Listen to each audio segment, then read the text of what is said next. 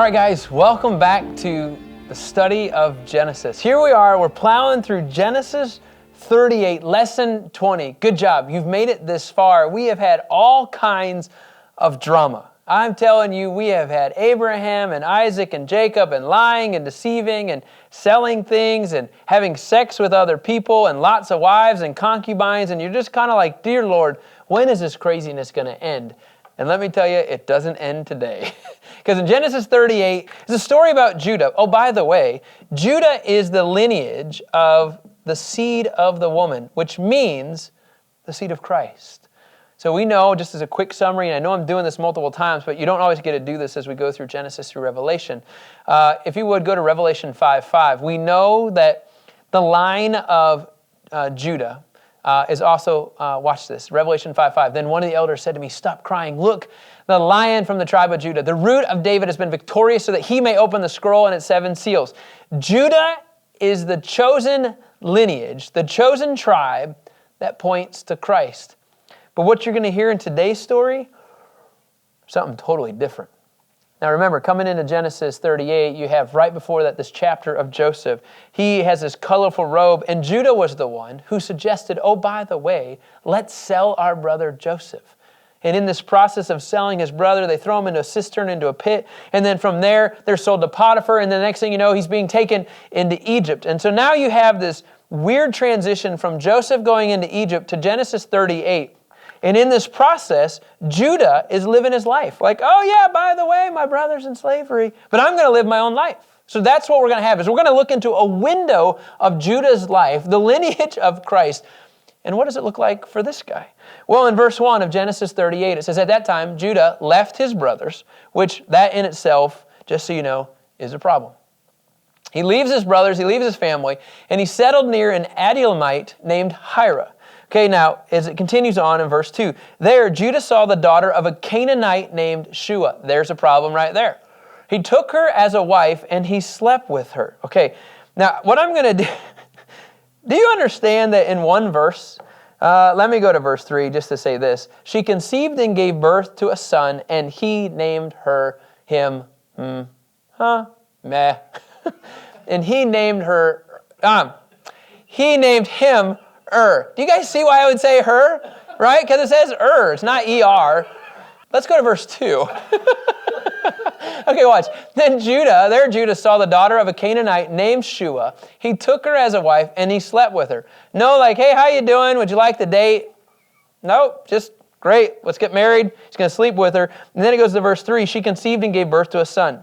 Here's what I love about this. A commentator, Alexander Hamilton, I think is his first name. He says there's 6... I'm not even going to write these out. There's 6 verbs based on this relationship. All right, 6 verbs based on this relationship. This is awesome. All right, fine, I'll write it out. All right, okay. All right, he meets her, which also can imply, right, he saw her, okay? So there you have meets. Okay, number 2, what does it say? He marries her, right? Okay, so there's another verb, which means took. Okay, so there's your other verb. Okay, number 3 has... oh boy, intercourse with her. It also means slept. Intercourse. Okay, it's not a word you want to misspell. Okay, now watch this. Here you go. She conceives. Okay, now watch this. Gave birth. And then watch this one. She named him. So in this process, okay, here you have 6 verbs that describe Judah's relationship with his wife. Not a whole lot of content there. And why I say that is because in verse 3, they have a son, the first son, okay? His name is Okay, and then it goes on to verse 4. She conceived again and gave birth to a son and named him Onan. Okay, and then she gave birth to another son in verse 5 and named him Shelah. I don't know which name you'd want out of those 3. And it was at Kezib that she gave birth to him. So 3 sons. Now, Judah got a wife for and her name was Tamar. So all of a sudden, these 2 are married. Okay? what started where he met a Canaanite, a daughter of a Canaanite, and then he married, intercourse, conceived, birth, named, and then it jumps in right away. Now you have a window of 22 years. Now watch this as this begins to flow. Verse 7, now Judah's firstborn, was evil in the Lord's sight, and the Lord put him to death. Well, see you later. Verse 8, then Judah said to Onan, hey, by the way, Onan, this is what I need you to do. I need you to sleep with your brother's wife. Perform your duty as her brother-in-law and produce offspring for your brother. Now, this is not that strange of a request. Kevin, can you go to Deuteronomy 25, 5 through 6? Deuteronomy 25, 5 through 6. And what you have is Moses is writing, when brothers live on the same property and one of them dies without a son. That's what happened to The wife of the dead man may not marry a stranger outside the family. Her brother-in-law, that would be Onan, is to take her as his wife, have sexual relations with her, and perform the duty of a brother-in-law for her. So now all of a sudden, Onan and Tamar are supposed to hook up. Okay? So as this scripture continues, but Onan in verse 9 knew that the offspring would not be his. Now do you remember where the lineage comes from? Judah. The seed is through, but he knows that this offspring is not going to be his. So whenever he slept with his brother's wife named Tamar, he released his semen on the ground so that he would not produce offspring for his brother. So when the seed bearer is waiting for the seed, it doesn't go into the seed bearer. The seed is just cast to the side. And so what you have is that there is no continuation of the seed and seed bearer. Onan just does his own thing. And because of that, in verse 10, it says, what he did was evil in the Lord's sight. So he put him to death also. Well, two guys, evil in the Lord's sight. And what do you know? God just kills them both. Well, that's kind of interesting.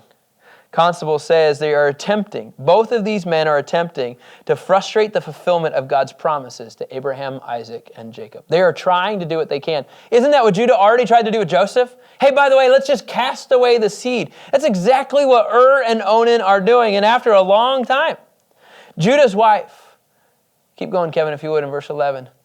Verse 11. Then Judah said to his daughter-in-law, Tamar, remain a widow in your father's house until my son Shelah grows up. Because remember, right? What's the duty of Shelah? Shelah now is to have sex with Tamar so that she can still have an offspring. For he thought he might die too like his brother. So in other words, if maybe we just put Shelah away for a while, have the daughter-in-law go to the father's house, maybe Tamar's going to forget about it all. So Tamar went to live in her father's house. I'll just tell you this. Judah had no intention to give Tamar to Shelah. In fact, he viewed Tamar as the one who was bringing the misfortune onto and Onan. Like when Judah looked at Tamar, he was like, you are the problem, nobody else. And so he just thinks about Tamar, and she is the problem. And so I think this is really interesting as this goes on, because watch this. After a long time, in verse 12, the daughter of Shua died. After a long time, Judah's wife, the daughter of Shua, died. So Judah's wife is now dead as well. So what do you know? The wife, okay, she's dead too. When Judah had finished mourning, he and his friend Hira the Adullamite went up to Timnah to the sheep shearers, okay? So there's another death. And Tamar heard, she was told, your father-in-law, Judah, is going up to Timnah to shear his sheep. There's going to be a time of celebration.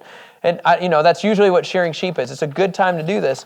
And so Tamar hears this. So in verse 14, she took off her widow's clothes, veiled her face, covered herself, and sat at the entrance to Enaim, which is on the way to Timnah. For she saw that Shelah had grown up. She had not been given to him as a wife. She knew Judah had no intent. She knew that there was going to be no offspring, none, that's going to come her way through the family. Now, Kevin, do you remember you went to Deuteronomy 25? Can you go back there again? Thanks, Kevin. When brothers live on the same property and one of them dies without a son, the wife of the dead man may not marry a stranger outside the family. Tamar, whether this was instituted or not, she understood that the relations needed to stay with inside the family.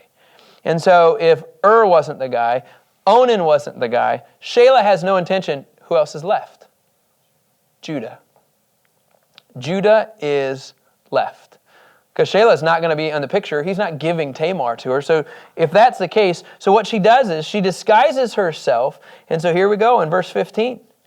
When Judah saw her, he thought she was a prostitute, for she had covered her face. She was playing the role because she needed to get access to offspring within the family. So he went over to her and he said, come, let me sleep with you. You know, I'm just going to tell you, in this context, Judah, as one commentator said, he's a profane fornicator. He will do whatever he can to have sex, and it's like it's okay or something. It's not okay for he didn't know, though, that it was his daughter-in-law, which, like, that's still an okay reason. It's still a prostitute. And so in this conversation, and there's this argument. Did he know what he was doing? Well, he wasn't intentionally trying to commit adultery or incest. I think that's a true statement. He was just trying to have sex with a prostitute, okay? And so he's a widow, she's a widow. She said, what will you give me for sleeping? What will you give me for sleeping with me? It's kind of like this negotiation. What's my payment, by the way? And then verse 17, here comes the goat again. I'll send you a young goat from my flock, he replied. Like, that sounds like, I guess, a good prize. Sure, I'll take a goat. But she said, only if you leave something with me until you send it. In other words, I need to know proof, because Tamar is after one thing, you guys. She's trying to raise up the seed. Judah is the lineage. And guess what? If there's no Tamar, in this lineage, there's no Christ. Tamar is essential to the lineage of Christ. I'll get into why and why I believe that here in a little bit. But she knows what she's doing. I firmly believe this. One commentator says she's a heroine.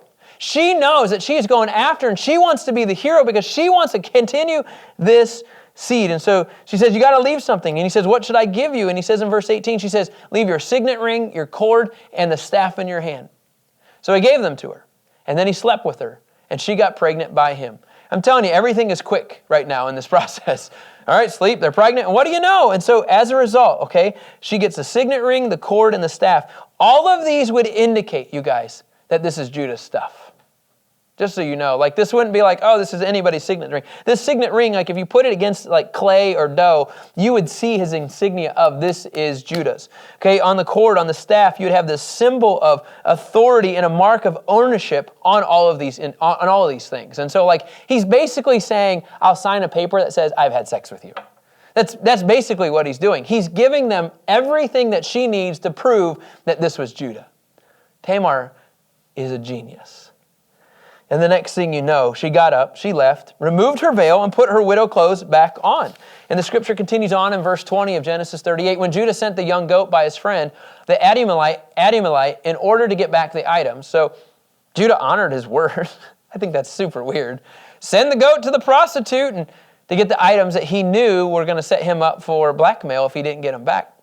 He had left them with the woman, but he couldn't find her. Surprise! No kidding. She's not there in verse 21. He asked the men of the place, where's the cult prostitute who is beside the road at Enam?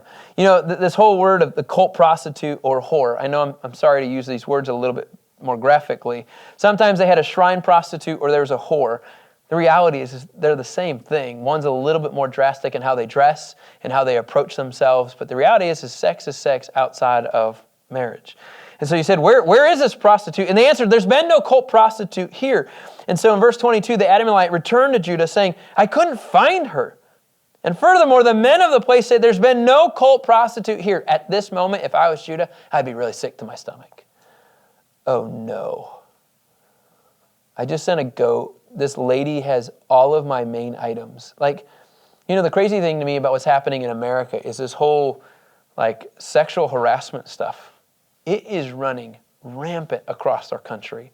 And it doesn't matter from anybody to anybody, from media people to sports people. And just when you start listening to somebody on sports, they're getting kicked out for sexual harassment. And why? Because I'm telling you, it always catches up with you. And it caught up with Judah. And it'll catch up with you. I'm just telling you, if anybody's even listening and you think, oh, you know, watching pornography or checking out pornography will never catch up, it'll catch up with you. oh, hey, I'm having a side affair, it'll catch up with you. I'm telling you, anytime you move forward with these sexual things that God didn't design, it will catch up with you. And Tamar knew it was going to catch up with Judah, and she set the stage. And so Judah was really sick, and in fact, to the point of, in verse 24, about 3 months later, he hears, hey, your daughter-in-law Tamar, she's been acting like a prostitute. Well, actually, that's true. She totally acted like a prostitute outside the city gate, by the way, Judah. And now she's pregnant. And you know what Judah's first response is? Bring her out. Let's burn her to death. Well, that's real loving. Can you imagine a father-in-law saying, let's burn the daughter-in-law to death because she's pregnant?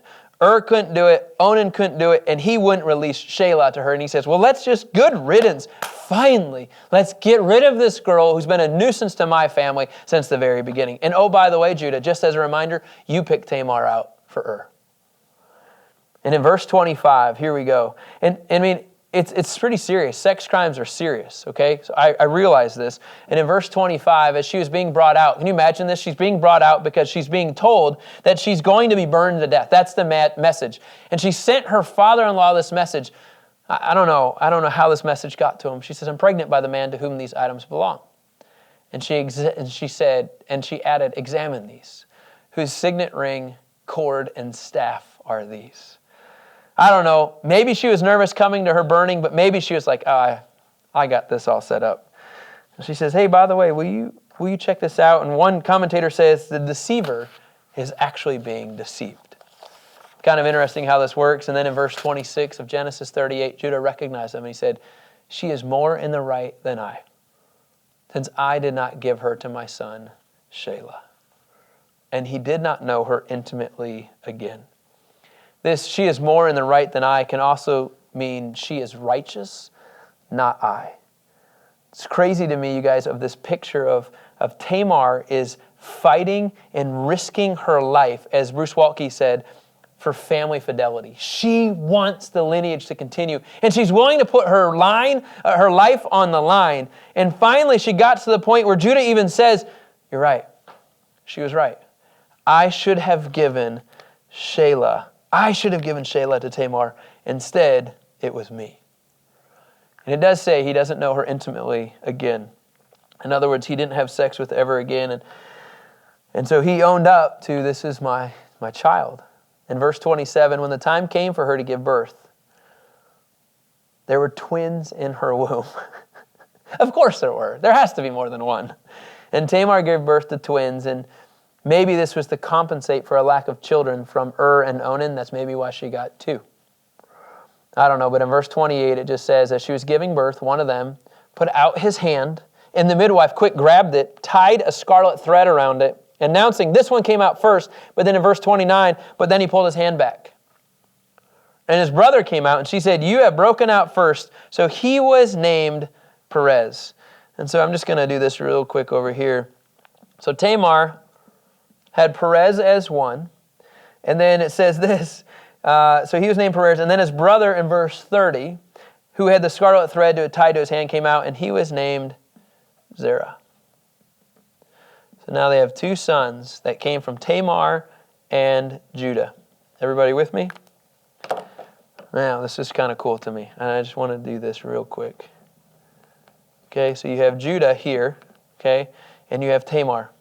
And then this line, okay, it's going to come all the way over here to these two. But you know what's really even crazy? Perez is the line. How do I know? Kevin, can you go to Matthew 1:3? Matthew 1:3, this is how we know that Tamar and Judah are in the line of Christ. Judah fathered Perez and Zerah by Tamar. And then it says Perez fathered Hezron, which means Perez is in the lineage of Christ. So a prostitute-like person, Tamar, dressed like a prostitute, faked out her father-in-law, had sex. Why? To keep the seed of Christ going. This whole seed thing, man, I'm telling you, maybe we should have picked a different word like land. It's a lot safer and a lot cleaner. Because I'm telling you, this is messy. But here's the cool thing. Perez, though, if you would, Kevin, can you go to Ruth 4, verse 18? Ruth 4, verse 18. And so what you're going to see is that there is the history of Perez. Ruth 4, verse 18. This is the genealogy of Perez. This is cool, you guys. Perez fathered Hezron. Keep going in 19. Hezron fathered Ram, who fathered Abinadab. Keep going to 20. Abinadab fathered Nahshon, who fathered Salmon. Verse 21. Salmon fathered Boaz, who fathered Obed. Keep going to verse 22. And Obed fathered Jesse, who fathered David. And we know in 2 Samuel 7, verse 12, in the Davidic covenant, then from David, that led to Christ. My head is just spinning sometimes. How does God use Tamar, who it looked wrong, but the reality was it was totally right? Lots here, but I want to just say be careful of the morality. And I think this is how I want to close. Warren Wiersbe.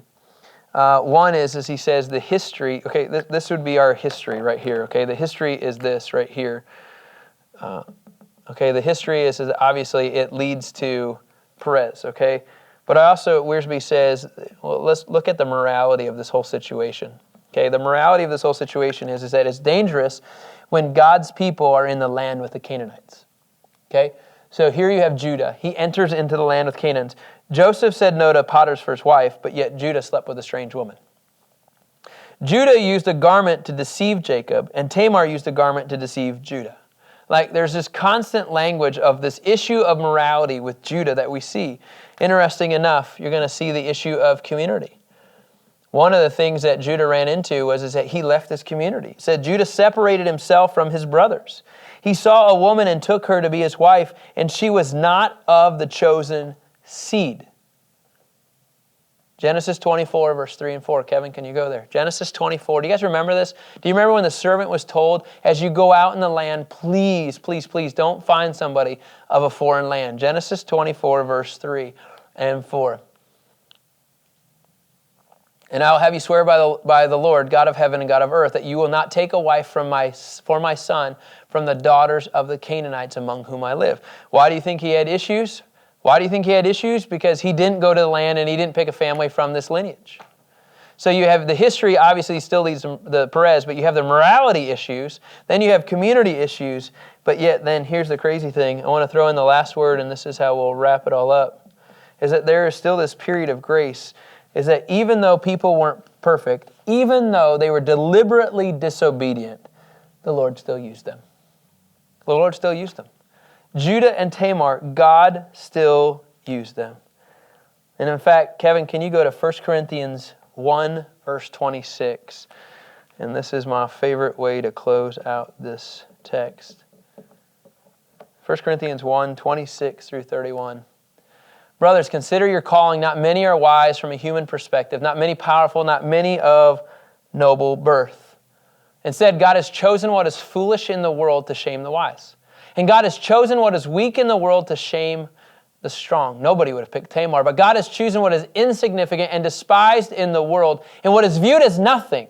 This widow who nobody even believed in, they forgot about her, to bring nothing what is viewed as something. And then 29, it continues on, so that nobody can boast in his presence. In verse 30, it continues, but it is from him that you are in Christ Jesus, who became God-given wisdom for us, our righteousness, sanctification, redemption. And then in verse 31, it says, in order that, as it is written, the one who boasts should boast in the Lord.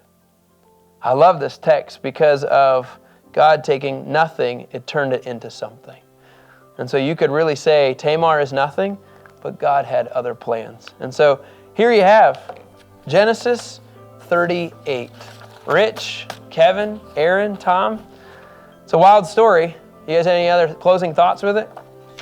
God uses imperfect people. God uses imperfect people to plan out his perfect plan. God used Tamar. He can use us. All right, guys, that's lesson 20. Thanks for tuning in. We are going to wrap up the week tomorrow as we plow through Genesis 39. Look forward to tomorrow. We'll talk to you later.